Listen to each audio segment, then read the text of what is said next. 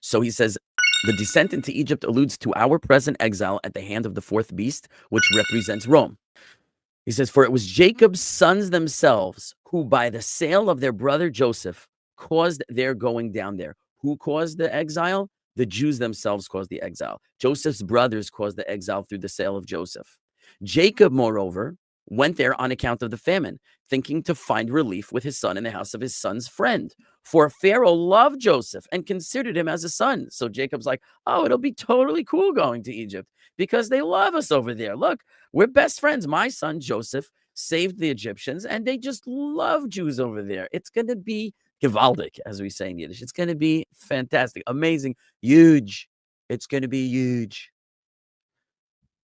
It was their hope to ascend from there as soon as the famine would cease in the land of Canaan. Okay, so we'll make a little friends with the Egyptians while it's good for us. We'll get whatever benefits we get. And when the famine's over, we'll go back to business as usual. He says, but then they did not come up. They did not immediately ascend out of Egypt at the end of the famine, did they? But instead, the exile prolonged itself upon Jacob, and he died there.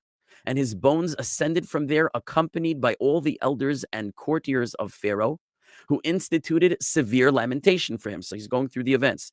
Israel descended, stayed there a long time, died there, and only his bones were brought back to the land of Israel, accompanied by Pharaoh and his people, and they mourned over them.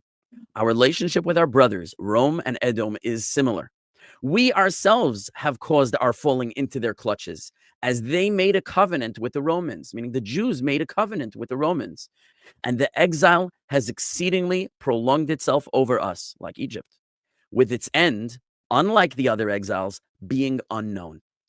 We are in it as the dead who say, our bones are dried up, we are completely cut off. And that's from the prophecy of the dry bones. He says, we Jews are shriveling and withering away in the exile like dead and dry bones. The state of Jewry in the time of Ramban, I don't know what it was, but he compares it to dead bones.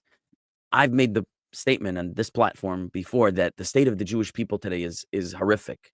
Aside from the recent Holocaust and the killing of 6 million Jews, there is a spiritual Holocaust that is going on in the Jewish people with rampant assimilation and intermarriage, where the vast majority of Jews are disaffiliating with their heritage. If there was ever a time where the Jews were like a rotting corpse, it's our time.